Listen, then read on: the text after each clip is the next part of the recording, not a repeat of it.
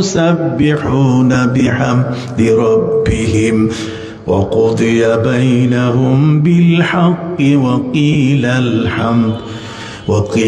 الحمد لله رب العالمين سبحان الله প্রিয় নবী সাল্লাল্লাহু আলাইহি ওয়াসাল্লাম বলেন, আল্লাহর সেই আরশ বহনকারী ফেরেশতা যারা, নবীজি বলেন সেই আরশ বহনকারী ফেরেশতাদেরকে আমি দেখেছি। ওই ফেরেশতাদের কানের লতি যেটা, এই যেখানে আমরা তাকবীরে তাহরিমা বৃদ্ধাঙ্গুলিরা যে পর্যন্ত নেই, এই যে কানের লতি থেকে তাদের এই কাঁত আতেকা এটা পর্যন্ত লম্বা হলো একজন ফেরেশতার 700 বছরের রাস্তা। সুবহানাল্লাহ, আস্তে কইলেন।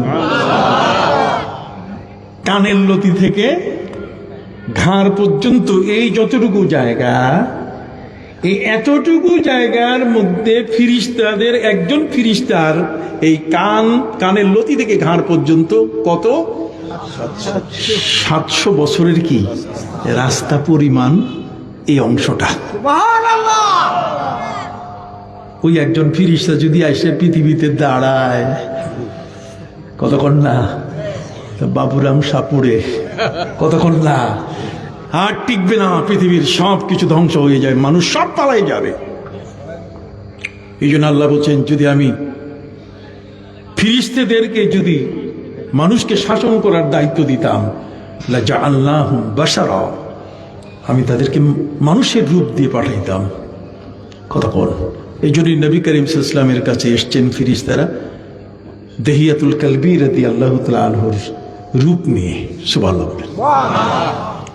আসুন, খুব সংক্ষিপ্ত হয়ে বলবো, ফুরফুরা হুজুর আসবেন, তার মূল্যবান বক্তব্য তিনি দিবেন। কোরআনের জ্ঞান অর্জন করতে গিয়ে, কোরআনটাকে নিতে গিয়ে, কোরআনটাকে ধারণ করতে গিয়ে আল্লাহ পাক রব্বুল আলামিন নবীজিকে আর নিজের ঘরে রাখলেন না। বারবার এদেশের কামিল মাদ্রাসা, গোয়ালগ্রাম কামিল মাদ্রাসার মতো একটি মাদ্রাসায়, সেখানে কামিল ক্লাসে যে বুখারী শরীফ পড়া হয়, সেই বুখারী শরীফের যে তৃতীয় যে হাদিসখানা, কথা বুঝতে পারছেন, সেখানেও কিন্তু বলা আছে যে সুম্মা হুব্বিবা ইলাইহিল খালা। নবী করিম সাল্লাল্লাহু আলাইহি ওয়াসাল্লামকে আল্লাহ তাআলা নির্জন একটি জায়গায় যাবার জন্য তারা মানসিকতা তৈরি করে দিলেন, তার ভিতরে প্রিয়তা সৃষ্টি করলেন। নবীজি এখন একা একা থাকতে ভালোবাসা শুরু করলেন। লোকালয়ে মানুষের মধ্যে তিনি থাকবেন, এই মন এখন বসে না। তার মন হলো, তিনি তার মধ্যে সবচেয়ে বেশি ভালো লাগছিল, তার মধ্যে প্রিয়তা সৃষ্টি হলো যে তিনি এখন একাকী এক জায়গায় থাকলেই তার মনটা ভালো থাকবে। সম্মানিত শুধু তিনি বেছে নিলেন তার এই নিরিবিলি একটি জায়গা, আর সেটা হলো হেরা পর্বতের গুহা। হেরা পর্বতের গুহা বেছে নিয়েছেন এ কারণে, প্রিয় নবী সাল্লাল্লাহু আলাইহি ওয়াসাল্লামের বয়স যখন 6 বছর, মা সাইয়্যিদা আমিনার ইন্তেকালের পরে নবীজি তার দাদার দায়িত্বে আসলেন। দাদা ছিলেন হযরত নবী ইব্রাহিম আলাইহিস সালামের ওজিফার উপরে আমলকারী ব্যক্তি।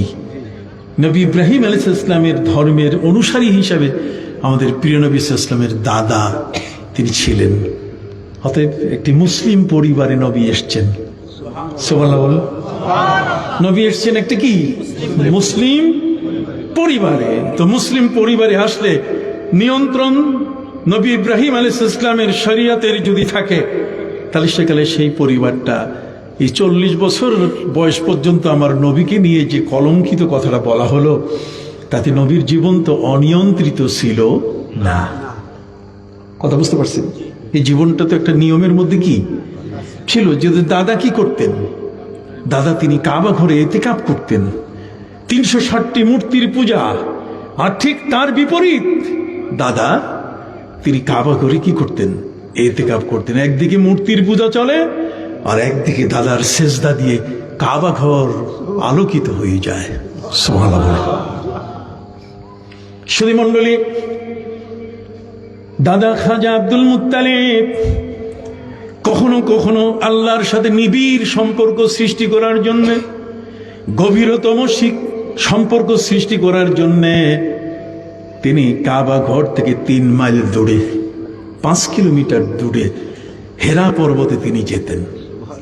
হেরা পর্বতের এই গুহাটি দাদা বেছে নিয়েছিলেন। নবী করিম সাল্লাল্লাহু আলাইহি ওয়াসাল্লাম মায়ের কোলে 6 বছর, এরপর দাদার দায়িত্বে যখন আসলেন তখন দাদা মনে করলেন এই নাতিকে আমি কোথায় রেখে যাব। কাজে নবীজিকে দাদার সাথে তিনি ওই হেরা পর্বতে নিয়ে যেতেন, তার সেই ওজিফার জায়গায়, তার আমলের জায়গায়। সম্মানিত সুধী, দাদার সাথে নবী করিম সাল্লাল্লাহু আলাইহি ওয়াসাল্লামের এই হেরা পর্বতের পরিচয়ে আসলো। তিনি চিনলেন যে এটা হেরা পর্বত। দাদা এখানে আসেন। দাদা যখন ইন্তেকাল করলেন, নবী করিম সাল্লাল্লাহু আলাইহি ওয়াসাল্লাম আসলেন চাচার হাতে। এক পর্যায়ে নবী করিম সাল্লাল্লাহু আলাইহি ওয়াসাল্লামের উপরে যখন এই ভাব তৈরি হলো, সুম্মা হুব্বিবা ইলাইহিল খালা, তার অন্তরের মধ্যে একাকী একটি নীরব জায়গায় থাকা যখন বেশি পছন্দের হলো, তখন নবী করিম সাল্লাল্লাহু আলাইহি ওয়াসাল্লাম বেছে নিলেন যে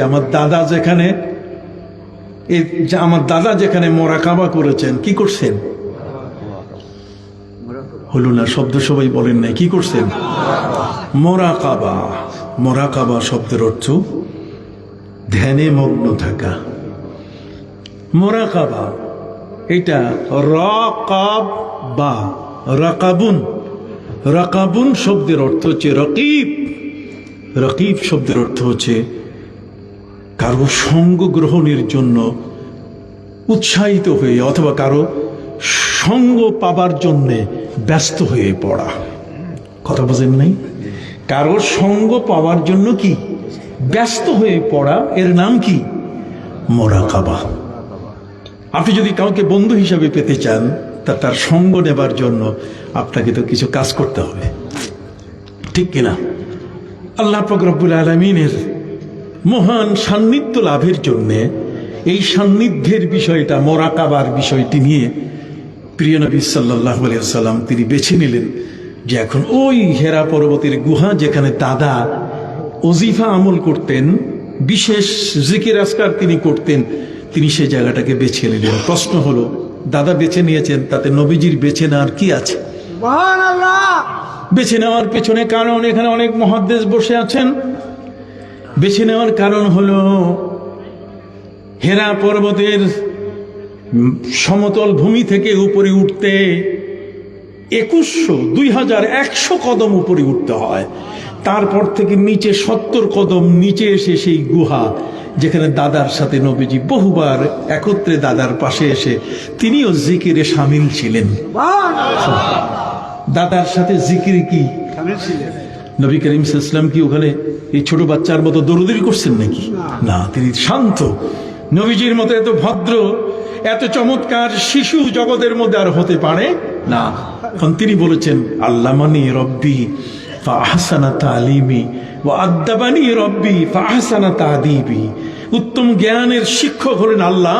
আল্লাহ আমাকে পৃথিবীর সর্বোত্তম জ্ঞান যেমন আমাকে শিখিয়েছেন, ঠিক সর্বোত্তম আদবেরও তিনি আমাকে তালিম দিয়েছেন। অতএব প্রিয় নবী সাল্লাল্লাহু আলাইহি ওয়াসাল্লাম দাদার সাথে নিরিবিলি জিকিরে ব্যস্ত থাকতেন।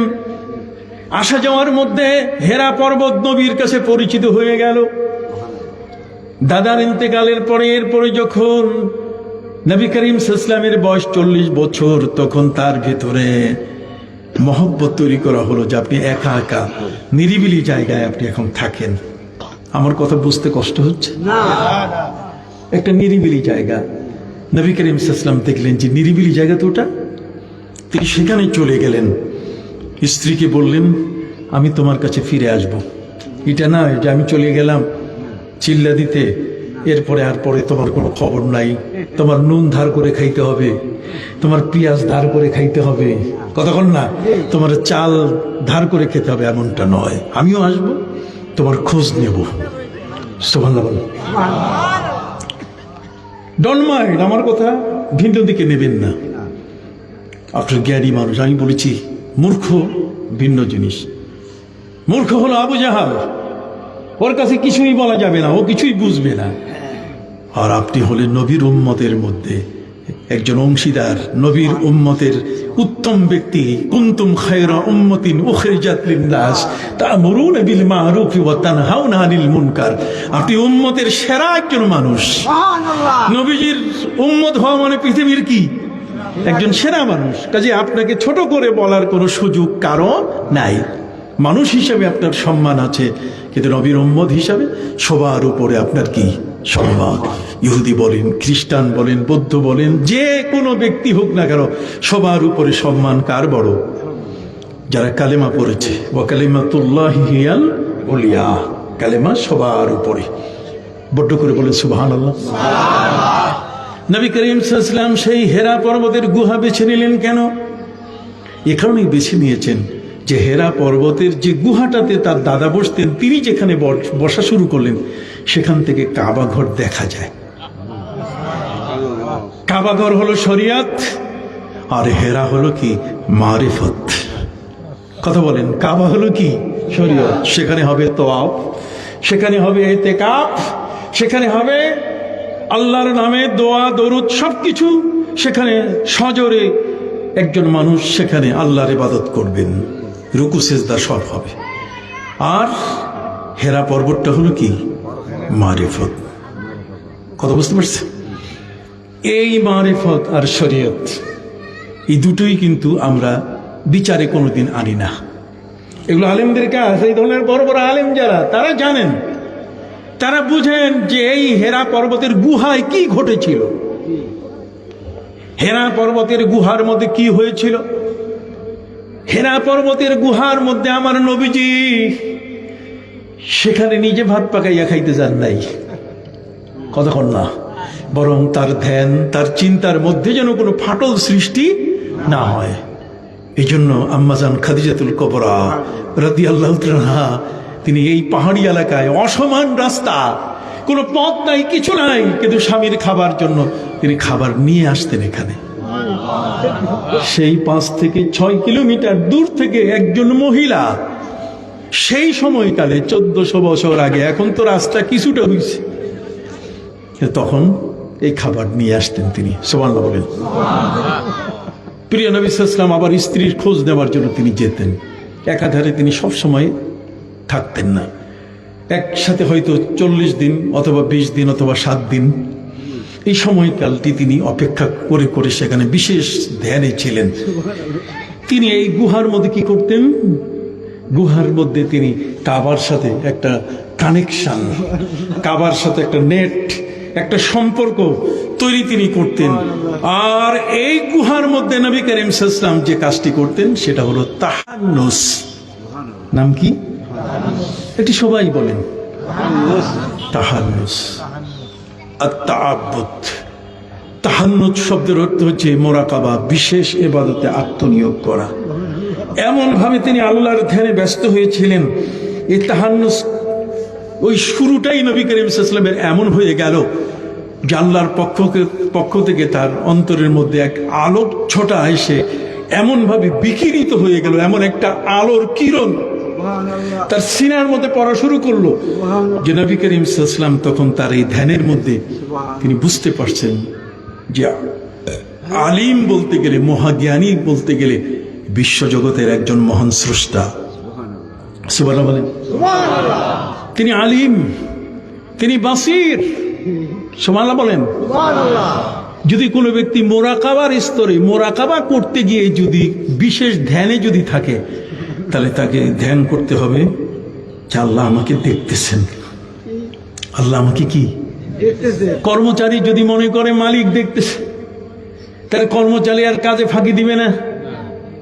প্রিয় নবী সাল্লাল্লাহু আলাইহি ওয়াসাল্লামকে জিবরিল আমিন তিনি প্রশ্ন করেছিলেন, ইয়া রাসূলুল্লাহ মাল ইহসান, হে রাসূল ইহসান কি জিনিস?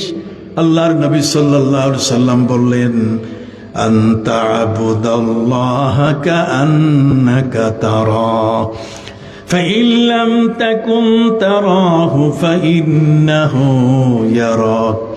তুমি আল্লাহর ইবাদত করবে এমন ভাবে যে যেন তুমি আল্লাহকে দেখতেছো।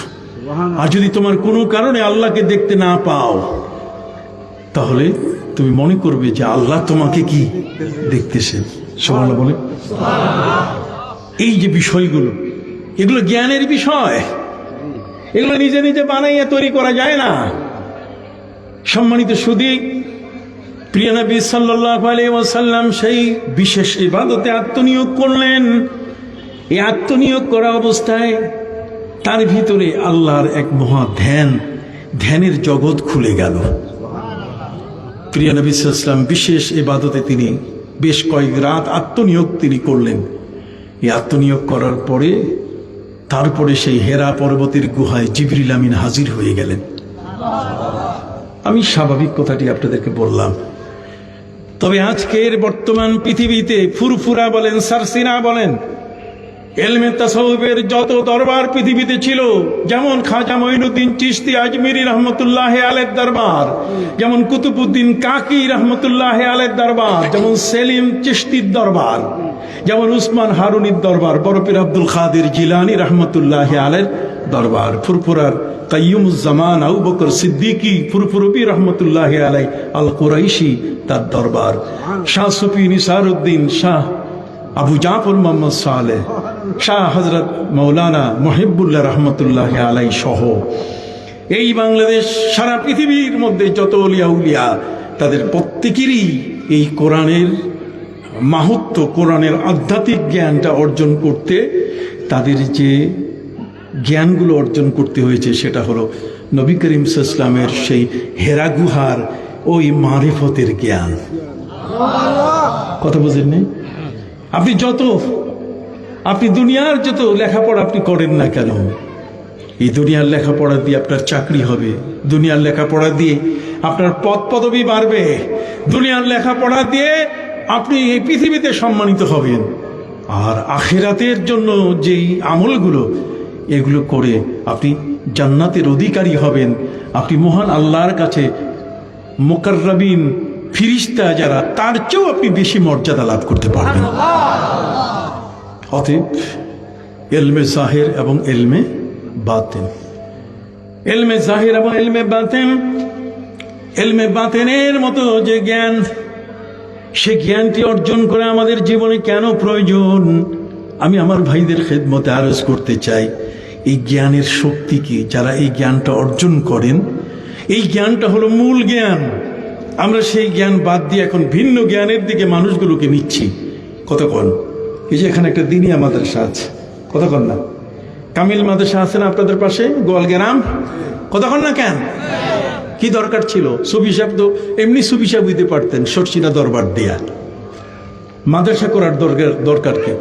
নিয়ম হচ্ছে এই, 48 মাইলের ভিতরে একটা সফরের দূরত্ব, একজন ব্যক্তি যেই দূরত্ব পার হলে সে মুসাফির হয়, 70 কিলোমিটার পথ। কথা খেয়াল করেছেন?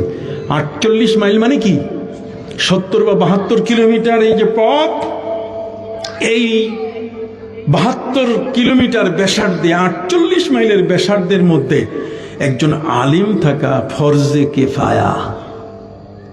একজন আলিম থাকা কি কেন? পবিত্র কোরআনের মধ্যে আল্লাহ আমাদেরকে নির্দেশ দিয়েছেন, ফাসআলু আহলাদ যিকরি ইন কুনতুম লা তা'লামুন। তোমরা যে বিষয়টা বুঝো না, এটা আলেমকে জিজ্ঞাসা করো। কাজে আলেম তো থাকতে হবে। আলেম কি? এই জন্য ওলামা ইকরাম ফতোয়া দিয়েছেন। ওলামা ইকরামের মুশাইয়াত ফতোয়া হলো প্রতি 48 মাইলের মধ্যে একজন আলেম থাকা ফরজে কিফায়া। যদি আলেম না থাকে তাহলে পুরা এই 72 কিলোমিটার ব্যাসার্ধের মধ্যে যত মানুষ আছে সবগুলো গুনাহগার হয়ে যাবে। এই জন্য ওলামা ইকরাম এই অপরাধটা থেকে, এই ধরনের অবস্থা থেকে মুক্তি পাওয়ার জন্য প্রতি জায়গায় 5 মাইল 10 মাইল পর পর আলেম তৈরির কারখানা, সুবহানাল্লাহ বলেন, আলেম তৈরির কারখানা, মাদ্রাসা তারা প্রতিষ্ঠা করেছেন।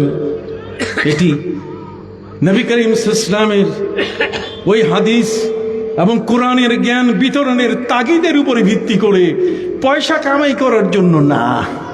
কতক্ষণ না বেতনভোগী কর্মচারী হয়ে সেখানে নিজের পেট চালাবে এই কারণে নয়। আলেমদেরকে এই দায়িত্ব দেওয়া হয়েছে, বাল্লিগু আন্নী ওয়ালাউ আয়া। কতক্ষণ না ইয়ারফাইল্লাহিল্লাযীনা আমানু মিনকুম ওয়াল্লাযীনা উতুল ইলমা দারাজাত। সম্মানিত শুধু এই জন্য, জ্ঞানী যদি না হওয়া যায়, জ্ঞানটা যদি না আসে, আপনি আল্লাহকে বুঝতে পারবেন না। আল্লাহকে বুঝতে গেলে কি দরকার?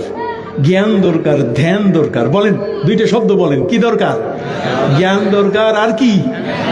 ধ্যানের দরকার। এই জ্ঞানটা আপনাকে আগিয়ে দিবে ধ্যানের পথে। কথা বুঝতে পারছেন?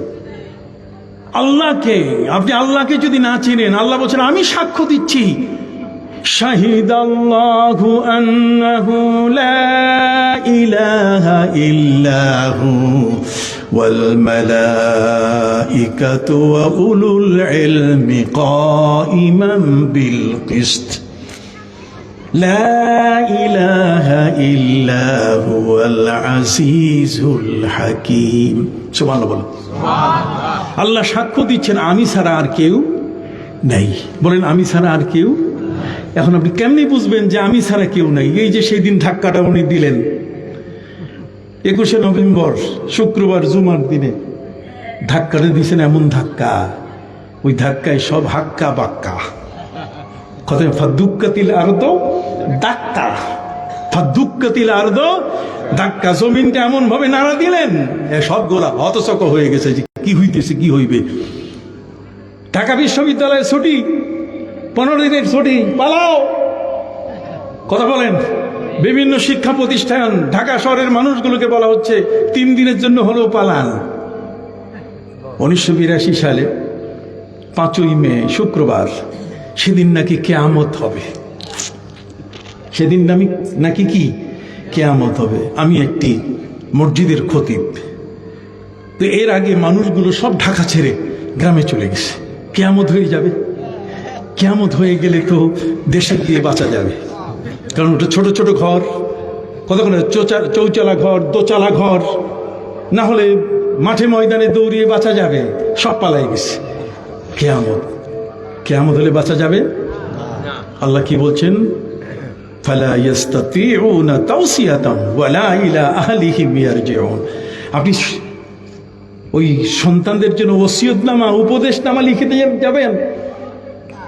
আপনি বাড়িতে এসে বলবেন যে তোমরা ভালো থাকো, আমি গেলাম। আপনি যে জায়গায় স্ট্যান্ড বাই দাঁড়ানো, ইন্না জালজালাতাস সাআতি শাইউন আযীম ইয়াওমা তারাউনাহা কুল্লু মুরদিআতিন আম্মা আরদাআত ওয়া তাদাউ কুল্লু যাতি হামলিন হামলাহা ওয়া তারান নাসা সুকারা ওয়া মা হুম বিসুকারা। কথা বল না, আমার আল্লাহ বলছেন ওয়া মা হুম বিসুকারা। খবরদার, সেদিন মাতাল হয়ে যাবে মানুষগুলো। দুগ্ধপায়ী শিশু মায়ের বুকের দুধ ছেড়ে দেবে, গর্ভস্থ শিশু খসে পড়ে যাবে, মানুষগুলো মাতাল হয়ে যাবে। কি ভয়ানক দুর্যোগ হবে। কতক্ষণ পালাইয়া কি বাঁচা যাবে? তার আল্লাহ মহাশক্তিধর, তিনি কি করছেন? এই যে পৃথিবীটা তৈরি করলেন কিভাবে? পৃথিবীটা আমরা ঝগড়া করি, আল্লাহ আরশে, আর রহমান ও আল্লাহ আরশি ইস্তাওয়া, আল্লাহ আরশের উপর আছে। একদল বলছে যে আল্লাহ আরশে আছে, যা পারো করো। উনি চুপ করে ওনার জগৎ উনি চালাইতেছেন, তোমার দিকে অত নজর নাই। আউযুবিল্লাহ। কথা বলেন, আল্লাহ কোথায়? এই বিশাল একটা প্রশ্ন। আল্লাহ সর্বশক্তিমান কিনা প্রশ্ন উঠে গেছে। কথা বলছেন নাই? ইন্নাল্লাহা আলা কুল্লি শাইইন কাদির। আমি আমার ভাইদের খেদমতে আরজ করতে চাই, আল্লাহ কোথায়? যদি এটা হয় যে আর রহমান ও আলাল আরশিস তাওয়া, আল্লাহ আরশের উপরে আছেন। যেমন ইবনে তাইমিয়া, উনি খুতবা দেওয়ার পরে যখন সিঁড়ি দিয়ে নামতেছেন, উনি বলতেছেন যে আমি যেমন সিঁড়ি বাইয়া বাইয়া নামতেছি, আল্লাহ ওইরকম আরশ থেকে মাঝে মধ্যে সিঁড়ি বাইয়া বাইয়া নামেন। নাউজুবিল্লাহ বলবেন না? সাবজেক্টটা কঠিন হয়ে গেছে। সম্মানিত সুধী বন্ধুরা আমার, আল্লাহ পাক রব্বুল আলামিন বলেন আমি কে তুমি জানো? আমি আরশ আগে সৃষ্টি করি নাই। যে আরশে আল্লাহর অবস্থানের কথা বলা হয়, কোরআনে বলা হয়েছে, আল্লাহ বলেন ওই আরশ, এটা কিন্তু আল্লাহ প্রথমে সৃষ্টি করেননি। আল্লাহর আরশটা আল্লাহর সৃষ্টি, এটা আল্লাহ নিজে তৈরি করছেন। সুবহানাল্লাহ বলেন। তাহলে জগতের মধ্যে সর্বপ্রথম কি সৃষ্টি হয়েছে যদি আপনাকে প্রশ্ন করা হয়? এই জ্ঞান কোনো বিজ্ঞানী, পৃথিবীর মধ্যে কোনো ভূতত্ত্ববিদ, পৃথিবীর মধ্যে কোনো সৌরবিদ, পৃথিবীর মধ্যে কোনো জ্যোতির্বিদ কারো ক্ষমতা নাই বলার। বরং আল্লাহ পাক রব্বুল আলামিন তিনি বলছেন, আইন্নাকুম তাকফুরুনা বিল্লাযী খালাকাল আরদা ফি ইয়াওমাইন, তোমরা কি তোমাদের সেই রবকে অস্বীকার করো যেই মহান স্রষ্টা 2 দিনে এই জমিন পৃথিবীটা সৃষ্টি করেছেন? কয় দিনে? 2 দিনে করেছেন। তারপরে সামনে আল্লাহ বলছেন সুম্মা জাআলা ফিহা রাওয়াসিয়া, কথা বল না। এরপরে তিনি পাহাড় তৈরি করলেন, তারপরে কি করলেন? ওয়া বারাকা ফিহা, এর মধ্যে বিভিন্ন প্রকার বরকতের জিনিস সৃষ্টি করলেন। শুধু তাই নয়, ওয়া কাদ্দারা ফিহা ফি আরবাতি আইয়াম, কথা বল। আর 4 দিনের মধ্যে আল্লাহ তাআলা এই জমিনে কোন ফসলটা হবে, এই জমিনের মধ্যে কোন গাছটা হবে, পৃথিবীর মধ্যে কোন জিনিসটা দরকার, এর স্বর্ণ রূপ্য মণি মুক্তা, কথা কন, এই সবগুলো পাহাড় নগর সাগর যা আছে সবগুলো আল্লাহ তাআলা সৃষ্টি করলেন। কত? কয় দিনে? 4 দিন। ফি আরবাতে আইয়াম, আল্লাহ বলছেন ফি সিত্তাতে আইয়াম, কথা কন না। আল্লাহু খালাকাস সামাওয়াতি ওয়াল আরদ ফি সিত্তাতি আইয়ামিন সুম্মা ইস্তাওয়া আলাল আরশ, এরপর আল্লাহ আরশের উপরে উঠেছেন। সম্মানিত, শুধু এই মাটিটাকে আল্লাহ তৈরি করলেন কি দিয়া? এইভাবে যদি একের পর এক প্রশ্ন আপনি তুলেন, তাহলে আপনি দেখবেন আস্তে করে মাথাটা নত হয়ে যাবে। ভাবে আইয়ি আলা ই রব্বিকুমা তুকাজ্জিবান, ভাবে আইয়ি আলা ই রব্বিকুমা, একবার নয় 33 বার আল্লাহ বলতেছেন কোন আল্লাহর নেয়ামত সেটাকে তুমি অস্বীকার করো। সুবহানাল্লাহ বলেন। ভাবে আইয়ি আলা ই রব্বিকুমা তুকাজ্জিবান, কোন এমন একটা নেয়ামত আছে সেটাকে তুমি অস্বীকার করতে পারো? অতএব যে পৃথিবীটা আল্লাহ সৃষ্টি করলেন, এই যে মাটি, এটাও আসলে আগে সৃষ্টি হয় নাই। আল্লাহ তাআলা সর্বপ্রথম সৃষ্টি করেছেন পানিকে। কাকে? আর পানিটা রাখলেন কিভাবে? পানিটা কিসের উপরে রাখছেন? এই জ্ঞান দেওয়ার মতো পৃথিবীর কোনো ব্রিটিশ বিজ্ঞানী মাথাটা যদি হাইকোর্ট হয়ে যায়, তারপর আপনারা বলতে পারবে না, কতক্ষণ না। পৃথিবীর মধ্যে যত বড় বিজ্ঞানী হোক না কেন, তার পক্ষে তথ্য দেওয়া সম্ভব নয় যে তথ্যটি আমার রাসূল সাল্লাল্লাহু আলাইহি সাল্লাম দিয়েছেন। কে বলে আমার নবী নিরক্ষর, কে বলে আমার নবী উম্মি মূর্খ, নাউযুবিল্লাহি মিন যালিক। কে বলে আমার নবী ওয়াজাদাকা দাল্লান ফাহাদা, নবী অনবহিত নবী, তিনি কোনো জ্ঞান রাখেন না, নাউযুবিল্লাহি মিন যালিক। কথা কি খেয়াল করেছেন? আপনি কি বেজার হইতেছেন নাকি মনে মনে? লাভ কি বেজার হইয়া? সত্য কথা। সম্মানিত সুধী বন্ধুরা, আমার প্রিয় নবী সাল্লাল্লাহু আলাইহি ওয়াসাল্লাম তিনি বলেন, এই পানিটা আল্লাহ সৃষ্টি করেছেন, সেই পানিটা এটা কিসের উপরে ছিল? বলা হয়েছে পানিটা এটাকে আল্লাহ তাআলা রেখেছেন হাওয়ার উপরে, বাতাসের উপরে। বাতাসের উপরে কি? সুম্মা জাআলাল মা আলাল হাওয়া, হাওয়া এটা আরবি শব্দ, কথা বুঝতে পারছেন? হাওয়া যে বাতাস, এই বাতাসটার উপরে আল্লাহ তাআলা কি রাখছেন? পানিটাকে। আর সেই পানিটাকে জমাট করলেন, পানিটাকে কি করলেন? তার মধ্যে ঢেউ তৈরি করে দিলেন, যে ঢেউয়ের কারণে ফেনা তৈরি হলো। আর ফেনা তৈরি হওয়ার পরে আল্লাহ মাটি তৈরি করলেন। মাটি তৈরি করে সুম্মা জাআলা ফিহা রাওয়াসিয়া ওয়াল জিবালা আওতাদা, তিনি সেখানে পাহাড় গেড়ে দিলেন, পেরেক মেরে দিলেন, শান্ত হয়ে গেল। ফিরিস্তারা দেখে অবাক, ইয়া রাব্বি হাল মিন খালকিকা শাইউন খায়রুম মিন যালিক আশাদ্দু মিন যালিক। আল্লাহ, এই যে পানি, এই সাগরের পানি, এটা শুধু ঢেউ খেলতেছে, সেই ঢেউ খেলা পানিগুলোকে আপনি ফেনা বানালেন। আর ফেনা বানাবার পরে যখন নড়তেছে, এটাকে আপনি শান্ত করলেন কি দিয়া? পাহাড় দিয়া। আল্লাহ, এর চেয়েও কি শক্তিশালী কিছু আছে? পাহাড় তো বিশাল শক্তি, বাতাসের উপরে পানি। সুবহানাল্লাহ। বাতাসের উপরে কি? আমরা সৃষ্টি হয়েছে কি দিয়ে? পানি দিয়ে। পানি দিয়ে। আল্লাহ বলছেন ওয়া জাআলনা মিনাল মাই কুল্লা শাইইন হাইয়িন, কুল্লা শাইইন হাইয়িন, প্রত্যেকটা জীবন্ত সব কিছু আল্লাহর আরশও তৈরি হয়েছে পানি দিয়া। কি দিয়ে? পানি দিয়ে। আসমান তৈরি হয়েছে পানি দিয়ে, জমিন তৈরি হয়েছে পানি দিয়ে, আর মানুষকে আল্লাহ তাআলা তৈরি করেছেন এই পানিটা, এই জমিনের মধ্যে গাছপালা দিয়ে যা খায় এইটাই পানিটার ভিতরে ঢুকে, এই পানিটা দিয়েই আমার স্ত্রী গর্ভবতী হয়, এটা দিয়ে আমি সন্তান হয়ে পৃথিবীতে আগমন করি। সুবহানাল্লাহ বলে, কি চমৎকার কথা আল্লাহর পবিত্র কোরআনে। হ্যাঁ, সম্মানিত শুধু কে এই তথ্য আপনাকে দেবে? এটা ডেল কার্নেগি আপনাকে দেবে না, কথা কন না। এটা মাও সেতুন আপনাকে দেবে না, আলবার্ট আইনস্টাইন আপনাকে দেবে না। বরং আলবার্ট আইনস্টাইন তিনি বাধ্য হয়েছেন বলতে যে religion and science are twin sister. তিনি বলছেন ধর্ম আর বিজ্ঞান দুইটা যমজ বোন। কথা বুঝে গেছে? ধর্ম ছাড়া কোনোদিন বিজ্ঞান পৃথিবীতে টিকে থাকতে পারবে না। কথা বলছে, বিজ্ঞানের এমন কোনো ধারা নাই যেই ধারায় আপনি যখন কথা বলবেন সেই বিজ্ঞানের ধারাটি পবিত্র কোরআনে খুঁজে পাওয়া যাবে না। আল্লাহ বলছেন মা ফররাতনা ফিল কিতাবি মিন শাই, আমি কোরআনের মধ্যে কোনো কিছুর আলোচনা বাকি রাখি নাই। আপনি কি বুঝতে পারছেন বাবা? সম্মানিত সুধী বন্ধুরা আমার, এই জগতের মধ্যে বাতাসের উপরে কি? সবাই বলতেছেন না, বাতাসের উপরে কি? আমি সুর দিয়ে আওয়াজ করতে পারি না, এই জন্যই বোধহয় আপনারা বেজার। হ্যাঁ,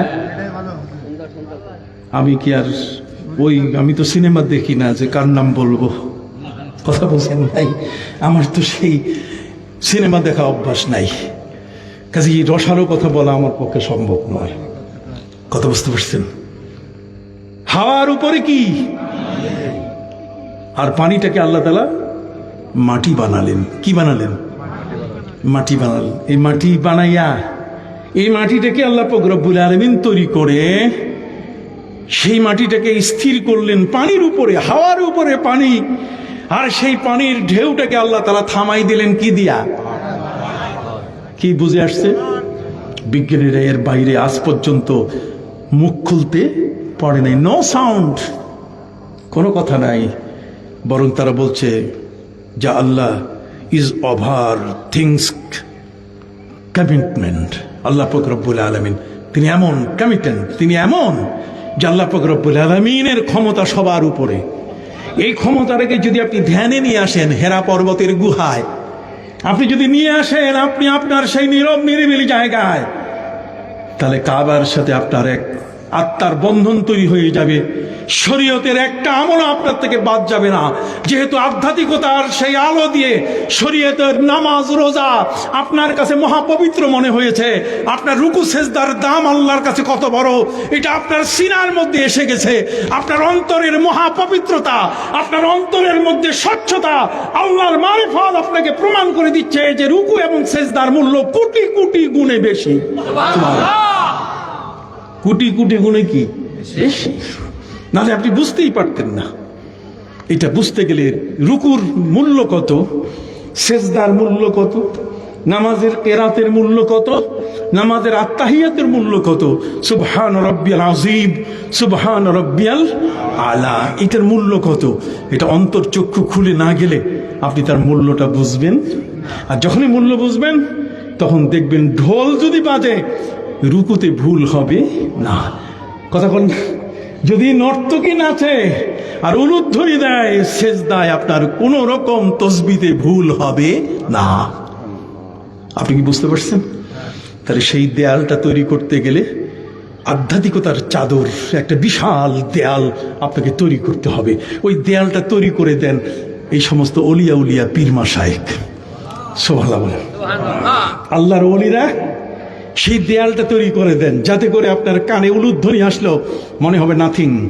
কি হবে? নাথিং বুঝেন? কিছুই না। ঠিক আছে, যে যেদিকেই আপনাকে আহ্বান করুক মনে হবে নাথিং, ও কিছু না। সে যত বড় বিদ্বান হোক না কেন, যদি আমাকে ডাক দেয় তার সেই বাণী আমার কাছে কি মনে হবে? নাথিং, এটা কিছু না, যেহেতু আল্লাহর মহাজ্ঞানের ভান্ডার আমার সিনার মধ্যে প্রবেশ করেছে। আমার সিনাটি এখন আল্লাহর কোরআন দিয়ে দগদগ করছে এবং প্রতিটি মুহূর্তে সেই জ্ঞানের আলো দিয়ে আমার গোটা শরীরের মধ্যে স্পন্দন তৈরি হচ্ছে। আমার প্রতিটি পশমে পশমে, প্রতিটি পরতে পরতে আল্লাহর ধ্যান, আল্লাহর ভালোবাসা প্রকাশিত হচ্ছে। তখন আর আমাকে কারো কাছে বিক্রি করার কোনো সুযোগ নাই। আমাকে আর কোনো জায়গায়, কোনো অপবিত্র জায়গায়, কোনো হারাম জায়গায়, কোনো শিরকের জায়গায় নেওয়ার মতো ক্ষমতা কারো নাই। যেহেতু আমার মধ্যে আল্লাহর সেই প্রবল বিশ্বাসটা আমাকে নির্ভরশীল করে ফেলেছে আল্লাহর প্রতি, আর কারো প্রতি আমাকে নির্ভরশীল করে নাই। দুনিয়া ছেড়ে দেব কিন্তু আল্লাহকে ছাড়বো না। জেনে বলেন, দুনিয়া ছাড়বো কিন্তু আল্লাহকে কখনো কি ছাড়বো না। আল্লাহু আকবার বলেন। তিনি মহান। কেন এই তাকবীর? আল্লাহু আকবার, তিনি যে সর্বমহান, এই তাকবীর কেন সর্বোচ্চ? এটা এর পেছনে কারণ হলো এই যে আপনাকে বুঝতে হবে। সম্মানিত সুধী বন্ধুরা আমার, যে কারণে ফিরিস্তারা আল্লাহর এই সৃষ্টি নগদ এইমাত্র ঢেউয়ের ফেনাগুলো একত্রিত করে মাটি তৈরি হলো, আর মাটি হওয়ার পর এরপরে সেটা থেমে গেল। ফিরিস্তারা অবাক হয়ে গেছে, এটা তো থামার কথা না। হাওয়ার উপরে পানি, আর পানির মধ্যে ঢেউ, তরঙ্গ। এই তরঙ্গটা এটা থেমে গেল কি করে? পাহাড়ের এত বড় শক্তি।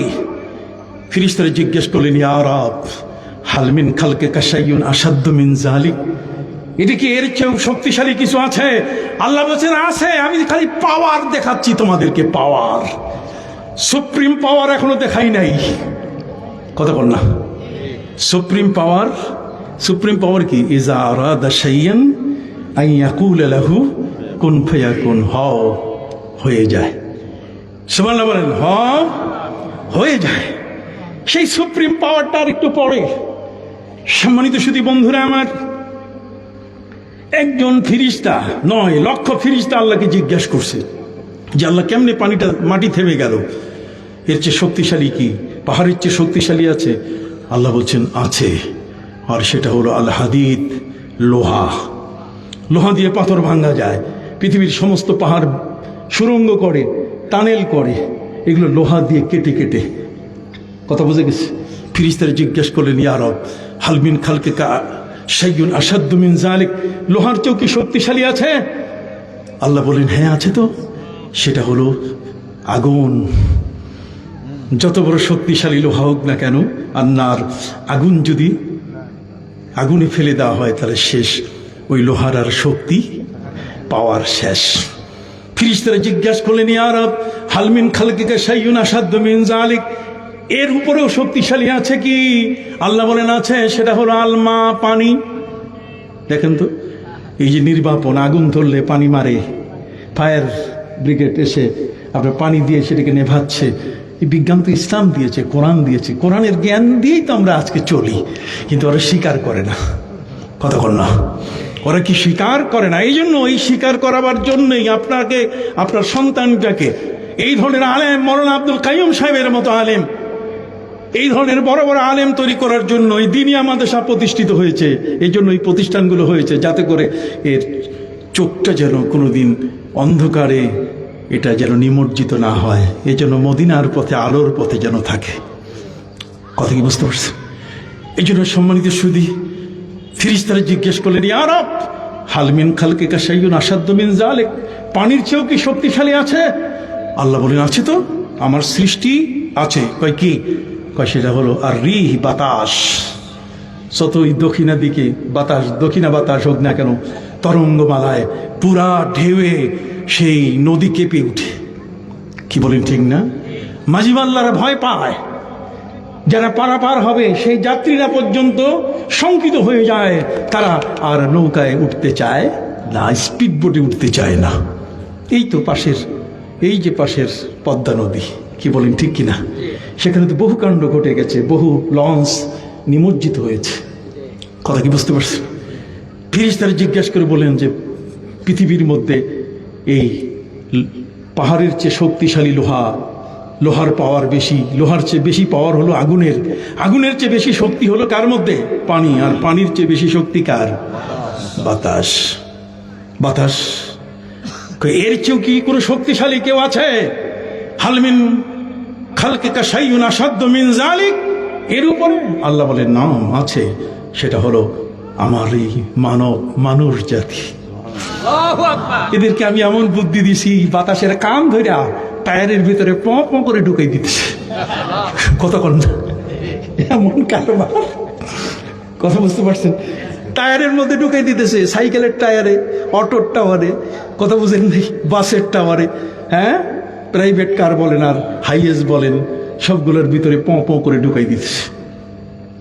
আল্লাহ তাআলা মানুষকে এমন ক্ষমতা দিয়েছেন, যেই ক্ষমতার মাধ্যমে সে আগুনটাকে ধরে দিয়াশালের মেসকাঠির ভিতরে মাথার মধ্যে বন্দি করে দিছে। ঠাস করে দিলে আগুন জ্বলে, তার আগে চুপচাপ পকেটের মধ্যে আগুন নিয়ে চলতেছে। সুবহানাল্লাহ বলেন। এরপরে আল্লাহর কাছে ফিরিস্তা জিজ্ঞেস করেন যে আল্লাহ এর চেয়ে তো আমার শক্তি।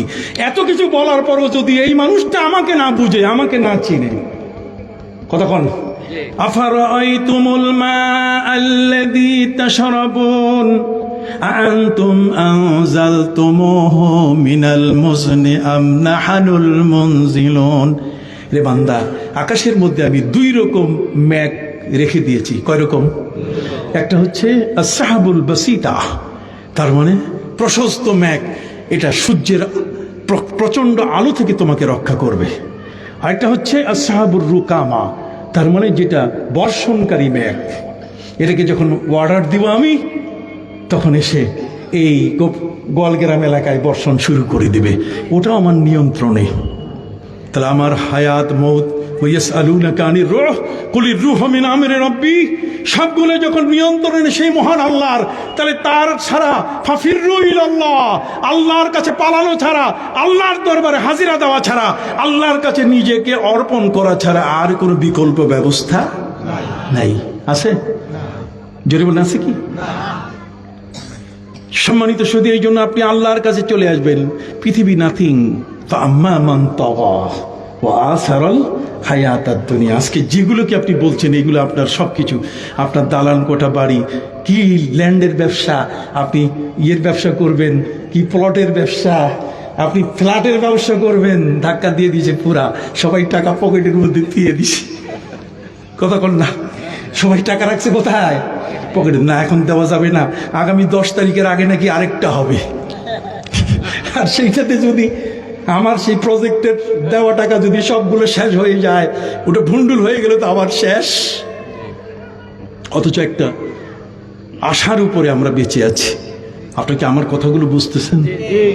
সম্মানিত সুধী বন্ধুরা আমার, ফাআম্মা মান তাগা ওয়া আসারাল হায়াতাদ দুনিয়া, আপনি সীমা লঙ্ঘন করছেন, টাকা পয়সা চুরি করছেন, লুটপাট করছেন, ঘুষ খাচ্ছেন, তারপরে সুদ খাচ্ছেন, আপনি প্রতিবেশীকে আপনি আঘাত করছেন, প্রতিবেশীর জমিনটা আপনি জবরদখল করছেন, কতক্ষণ না, আপনি আপনার বোনের সম্পদ দিচ্ছেন না, আপনি আপনার ফুপুর সম্পদ দিচ্ছেন না, কতক্ষণ।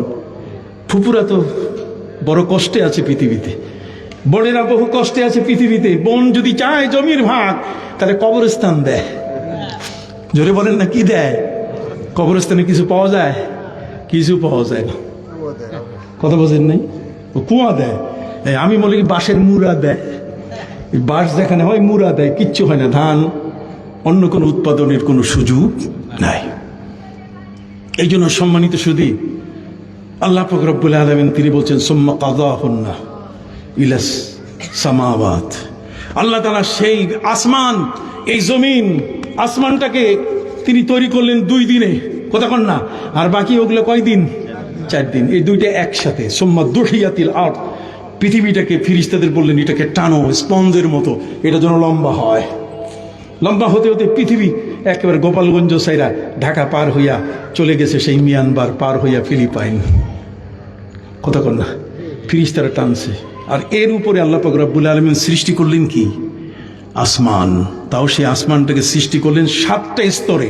একটা স্তর থেকে, একটা স্পেস থেকে, একটা শূন্য, একটা তালা থেকে আরেকটা তালা, এর দূরত্ব হলো 500 বছরের রাস্তা। আল্লাহ তাআলা জমিনকে আগে সৃষ্টি করেছেন। প্রথমে সৃষ্টি করেছেন কি? পানি। আর পানিটাকে রাখছেন কার উপরে? হাওয়ার উপরে। আর তারপরে আল্লাহ পাক রব্বুল আলামিন সৃষ্টি করলেন কি? আসমানটাকে, দুইটা এরকম লাগা ছিল, জয়েন্ট, এইরকম জয়েন্ট লাগানো ছিল। পৃথিবীর বিজ্ঞানীরা এখন স্বীকার করেছে জয়েন্ট। আল্লাহ বলছেন আলাম ইয়ারাল্লাযীনা কাফারু আন্নাস সামাওয়াতি ওয়াল আরদা কানাতা রাতকা ফাফাতাকনাহুমা। আল্লাহ বলছেন এই কাফেররা কি দেখে না, ওই বিজ্ঞানী বেদিনগুলো কি দেখে না? আলাম ইয়ারাল্লাযীনা কাফারু আন্নাস সামাওয়াতি ওয়াল আরদা কানাতা রাতকা, আসমান এবং জমিন সমূহ সবগুলো কি ছিল? একসাথে জয়েন্ট ছিল। আল্লাহ তাআলা বলছেন আমি এমন ভাবে হুকুম দিলাম, এক হুকুমে 7টা আসমান আকাশে খুঁটি ছাড়া উঠে গেল। যারা বলেন সুবহানাল্লাহ, 7 আসমান খুঁটি ছাড়া কি উপরে উঠে গেল, আর 7 জমিন এই জমিনের মধ্যে থেকে গেল। সুবহানাল্লাহ বলেন। এর মধ্যে আমার আল্লাহ বলছেন আমি কি করেছি? আমি ওয়াবারাকা ফিহা, আমি বরকত দিয়ে খাবার জন্য উপযুক্ত খাবার দিছি। শিশু জন্ম নিচ্ছে, লিকুইড খাবার মায়ের বুকে দিয়ে দিছি। বুড়া হয়ে গেছে, গোশত হাড্ডি খাইতে পারে না, আমি তার জন্য গাভীর দুধের ব্যবস্থা করেছি।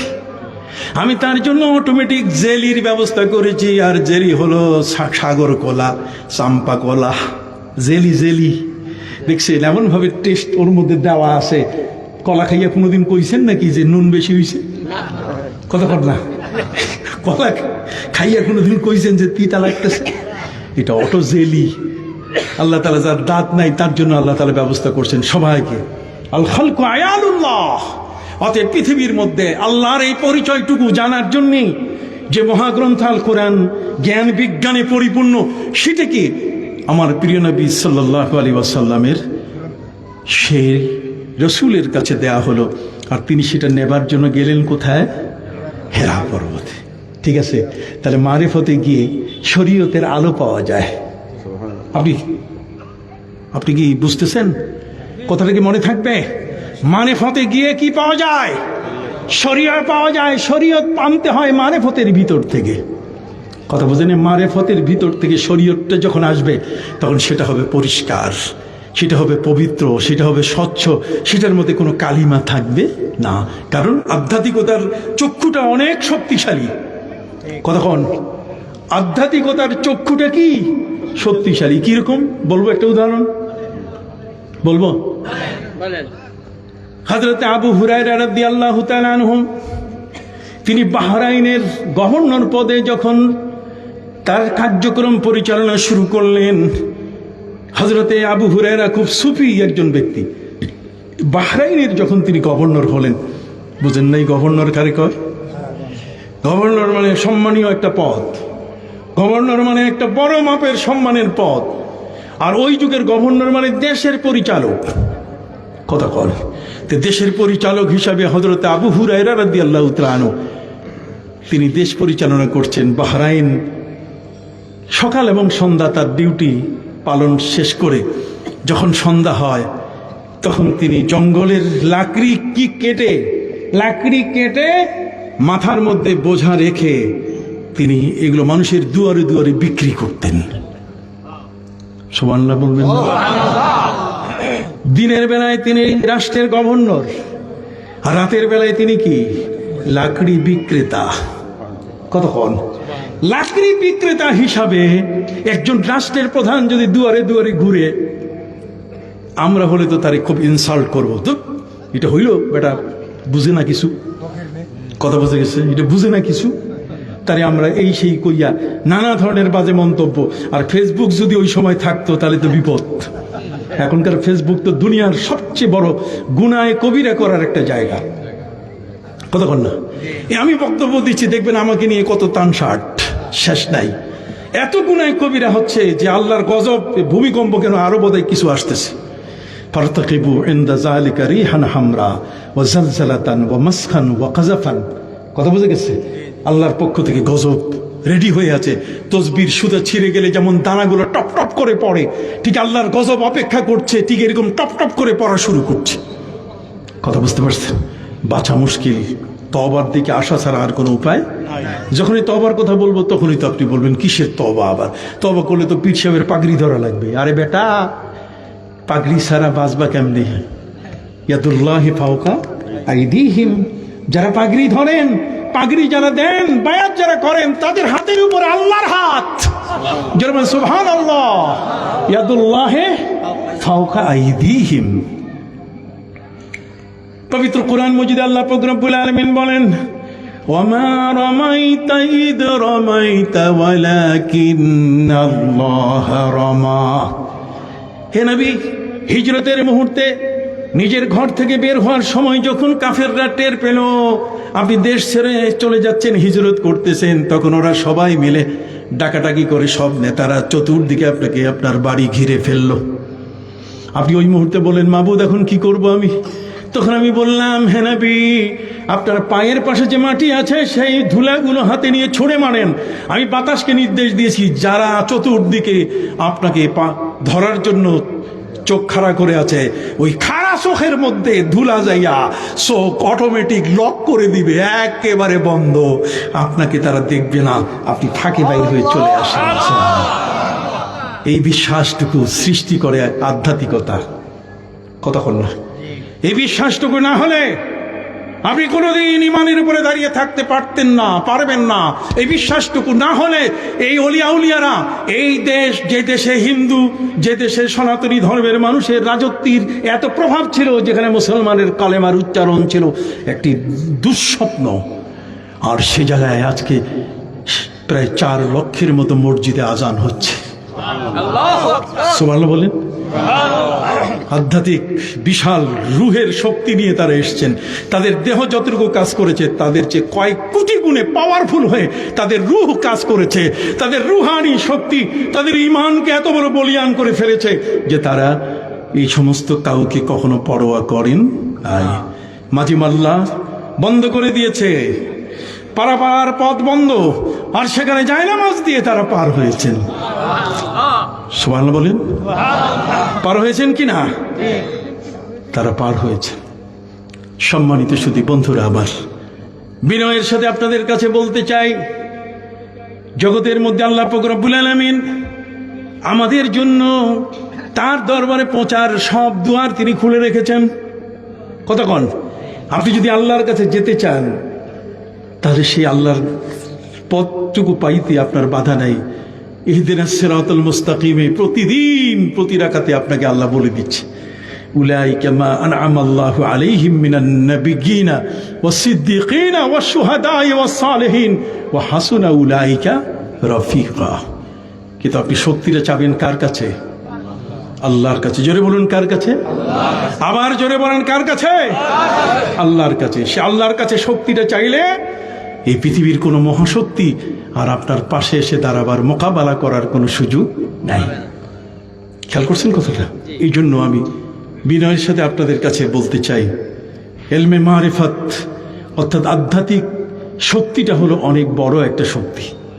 আর সেই শক্তিটার আলোকে ইমাম হযরত আবু হুরায়রা রাদিয়াল্লাহু তাআলা আনহু দিনের বেলায় তিনি করছেন গভর্নরি, দিনের বেলায় তিনি গভর্নর, আর রাতের বেলায় লাকড়ি বিক্রেতা। মাথার মধ্যে লাকড়ির বোঝা নিয়ে, কি বলে আপনার দেশে, লাকড়ি না খড়ি? লাকড়ি খড়ি এক। আমিও তো বাংলাদেশের মানুষ, কথা বুঝেননি, সারা দেশে ঘুরি, সারা দেশের ভাষা কম বেশি আমার জানা আছে। অতএব সেই লাকড়ির বোঝা মাথায় নিয়ে তিনি ঘুরে ঘুরে বিক্রি করতেন। কত বড় একজন গভর্নরের জন্য এই কাজটা কত নিম্নের। হযরত আবু হুরায়রা রাদিয়াল্লাহু তাআলাকে প্রশ্ন করা হলো, দিনের বেলায় আপনি দেশের গভর্নর, রাষ্ট্রের পরিচালক, রাতের বেলায় আপনি মাথায় লাকড়ির বোঝা নিয়ে কেন ঘুরেন, কেন বিক্রি করেন? উনি বলছে যে দিনের বেলায় আমি যে চেয়ারটাতে বসি, এই চেয়ারে বসার পরে যেই মানুষগুলোর সাথে যেভাবে আচার আচরণ করতে হয় এক, আরেকটা হলো চেয়ারে বসছি মানে কি হামচুনি মান্দিগর্নিস, আমি ছাড়া আর কে আছে, আমি যা বলবো তাই হবে। কতক্ষণ না মনের মধ্যে আমার কিবির অহংকার আসতে পারে, কতক্ষণ না মনের মধ্যে এই ধরনের একটি খারাপ চিন্তা এটা তৈরি হয়, ওইটাতে শায়েস্তা করি আমি সন্ধ্যার সময়। সুবহানাল্লাহ বলেন। ওই জিনিসটাকে আমি শায়েস্তা করি সন্ধ্যার সময়। লাকড়ির বোঝা যখন মাথায় উঠাই দেই তো নফসটারে বলি, ক এখন কোন জায়গায় আছো? এখন কি চেয়ারে আছো না মানুষের দুয়ারে আছো? সুবহানাল্লাহ বলেন। তুমি আছো কোন জায়গায়? তোমার অবস্থানটা কোথায়? আল্লাহু আকবার, এইসব বিষয়গুলোই চোখের পাওয়ার বাড়িয়ে দেয়। হযরতে আবু হুরায়রা রাদিয়াল্লাহু তাআলা আনহু, তিনি সুফি ছিলেন, তিনি দোয়া করতেন, আল্লাহুম্মা ইন্নী আউযু বিকা মির রাসিস সিত্তিন ওয়া আউযু বিকা মিন ইমারাতিস সিবিয়ান। আল্লাহ, তুমি আমাকে 60 হিজরি দেখাইও না, তুমি আমাকে নাবালকের শাসন দেখাইও না। 60 হিজরি তিনি দেখতে চান নাই, আল্লাহ তার দোয়া কবুল করেছেন। 59 হিজরিতে তিনি ইন্তেকাল করেছেন। সে আবু হুরায়রা রাদিয়াল্লাহু তাআলা আনহু, তিনি জানেন তার জ্ঞান, তিনি যা আহরণ করতেন, যা তিনি শিক্ষা নিতেন, ভুলে যেতেন।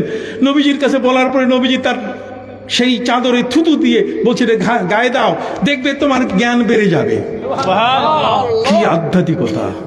এখানে কোনো হোমিওপ্যাথিক, অ্যালোপ্যাথিক কতক্ষণ নাই, কবিরাজি কিচ্ছু নেই। কতক্ষণ এখানে আছে এক বিশাল নজর, গার খাকে গিরাত জার সওয়াত। যদি মাটির উপরে এই নজর পড়ে যায় তাহলে সেটা স্বর্ণ হয়ে যায়। কতক্ষণ না! এই জন্য কবি বলেছেন, সালেহাতু সঙ্গে বুদি দিল খারাশ, সালেহাতু সঙ্গে বুদি দিল খারাশ, কে এক জামানা দর আউলিয়া খাকে বাস। তোমার যদি শক্ত কোনো মন, হৃদয়, কোনো মতেই তোমার মনটা নামাজে আসতে দিচ্ছে না, তোমাকে এই মনটা কখনো তোমাকে টুপি পরতে দিচ্ছে না, তোমাকে দাড়ি রাখতে দিচ্ছে না, এই মনটা তোমাকে কখনো ভালো কাজের দিকে আগাতে দিচ্ছে না, তার এই মনটাকে সোজা করার জন্য মনের ডাক্তারের কাছে যাও। ঠিক আছে? আর মনের ডাক্তার হলেন আউলিয়া কেরাম।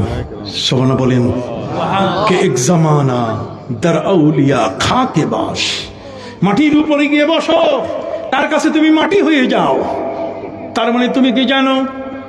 আজ বাহারা কৈশবসর সবজ সং, আজ বাহারা কৈশবসর সবজ সং, খাক সুতা গুলবুরায়াতে রং বেরং, খাক সুতা গুলবুরায়াতে রং বেরং। তুমি যদি পাথরের উপরে বীজ দাও, জীবনে কোনোদিন সেখান থেকে তুমি কোনো গাছ দাঁড় করাতে পারবে না, সেখানে বীজ থেকে কোনোদিন তোমার গাছ অঙ্কুরিত হবে না। আর যদি বীজটা মাটির ভিতরে ঢুকাই দাও, তাহলে মাটির সাথে তার এক বন্ধন, ভালোবাসা তৈরি হলে সেখান থেকে এক নতুন গাছ গজিয়ে উঠবে। অতএব আল্লাহর ওলিদের কাছে তুমি যাও, তাদের সাথে ভালোবাসা। হযরত মাওলানা দেলোয়ার হোসেন রহমতুল্লাহ আলাইহি, তিনি সারসিনায় যেতেন। কি বলেন, ঠিক না? সারসিনার সদ্য পীরে মরহুম বাহরে শরীয়ত শাহ হযরত মুহিবুল্লাহ রহমতুল্লাহ আলাইহি এই বাংলাদেশে একটা বিপ্লব ঘটিয়ে দিয়েছেন, আর সেটা হলো দ্বীনিয়া মাদ্রাসা। কথা বোঝেন নাই? মিলাদ নাই, কিয়াম নাই, বুঝেন নাই? তারপরে নবীর রওজায় যাওয়া যাবে না, হ্যাঁ, তারপরে আরো কত কিছু। আমিন জোরে বলতে হবে, মাইয়া মানুষের মতো বুকে হাত বাঁধতে হবে। কথা বল না? এই জায়গা এই সমস্ত কর্মকাণ্ড আজ আমাদের সমাজের মধ্যে ব্যাপকভাবে শুরু হয়েছে। কিছু মোল্লা আমাদের হাদিসগুলোকে জাল বানায়, আর তাদের জালগুলোকে আমাদের সামনে সহি হাদিস বলে উল্লেখ করে। কথা বল না? এই জন্য আমি আপনাদের খেদমতে বলছি, সাবধান, বি কেয়ারফুল। এই মাহফিলে আপনারা এসছেন, আজকের যে আলোচনা ওলামায়ে কেরাম একের পর এক করে যাচ্ছেন, এগুলো সাথে নিয়ে যাবেন। এটাও একটা মাদ্রাসা, এটাও একটা ক্লাস। কি বলেন, ঠিক না? এটাও একটা শেখার জায়গা। এখানে এসে এই জ্ঞানটার মাধ্যমে আমরা যেন আলোকিত হতে পারি, আল্লাহ যেন কবুল করেন। সকলে বলুন আমিন। সম্মানিত সুধী, আমি আয়াত পড়েছি, ফাআম্মা মান তাগা ওয়া আসারাল হায়াতাদ দুনিয়া। দুনিয়ার পিছনে দৌড়াইলে সেখানে বলা হয়েছে ওয়া তালিবুহা কিলাব। দুনিয়ার পিছনে দৌড়াই যে ওটা কুত্তা, ওটা ভালো মানুষ না। সোজা কথা। দুনিয়ার টাকা, দুনিয়ার পয়সা, দুনিয়ার সম্মান, দুনিয়ার সম্পদ, দুনিয়াকে নিয়ে যারা পিছনে দৌড় দেয়, আমার নবী সাল্লাল্লাহু আলাইহি ওয়াসাল্লাম বলেছেন সে কি একটা কুকুর। ও তালিবুহা কিলাব। আমরা কি সেটা হব? হাত উঁচু করে বলেন, আমরা কি সেটা হব? আমরা এখন থেকে নামাজি হব কিনা? এখন থেকে আমরা দিনদার হব কিনা? পরেজগার হব কিনা? আমরা হব তো, তাই না? আমাকে যে সময় দেওয়া হয়েছে, হুজুর কেবলা অনেকে নিয়ে আসো, তাই না? আমি সময় লঙ্ঘন করতে চাই না, ওনারা আমাদের মুরব্বী। কথা বুঝতে পারছেন? আমি এই আয়াতের ছোট দিয়ে একটা ব্যাখ্যা দিয়ে আমি হুজুর আসা পর্যন্ত দুটো কথা বলি। কি বলেন? শুনতে রাজি আছেন?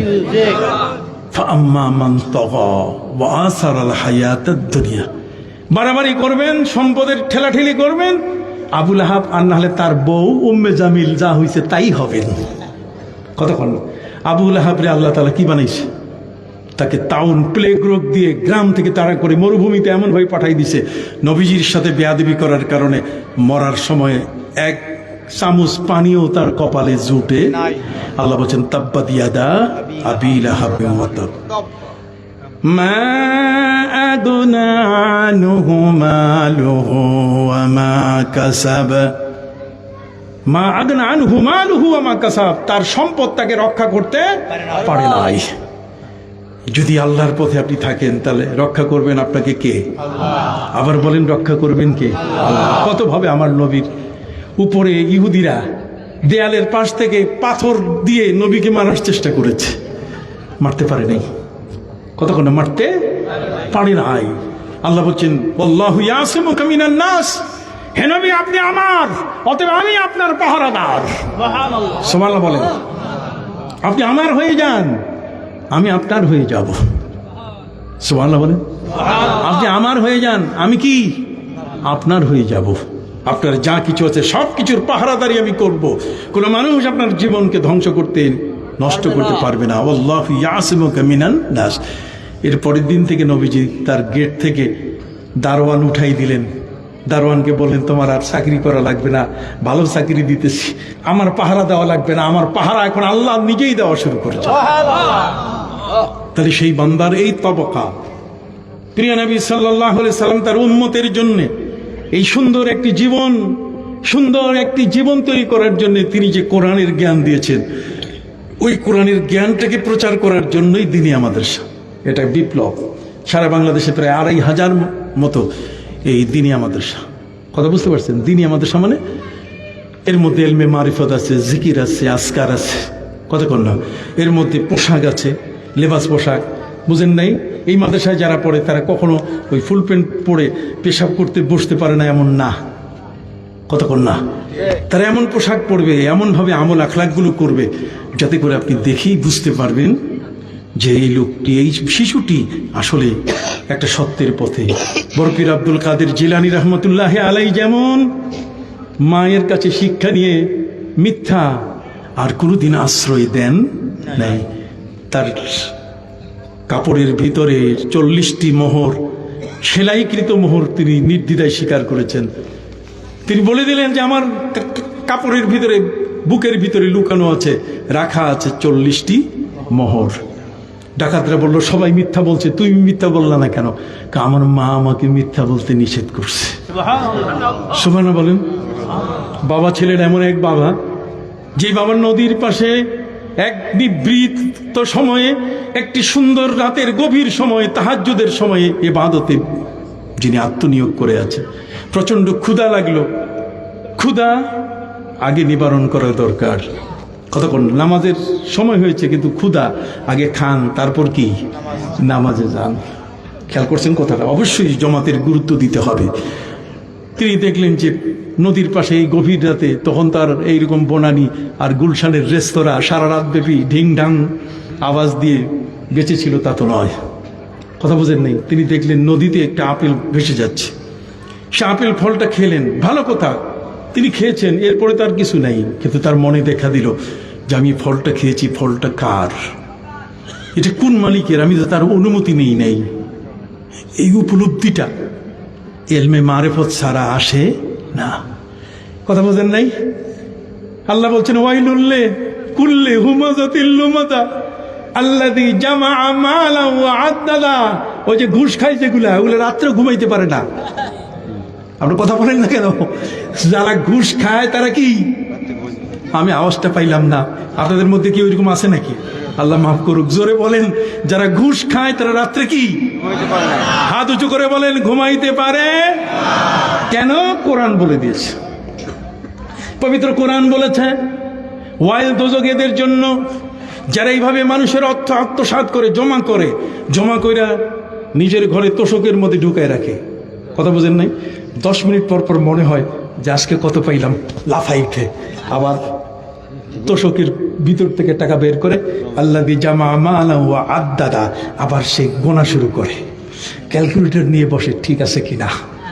কথা বুঝেন? একটা টাকা দুইবার ঘষে, যেটা একটা না দুইটা, কথা করেন না, এটা একটা না দুইটা। আল্লাযী জামা মালাহু ওয়া আদ্দাদা, কথা বুঝেন নাই?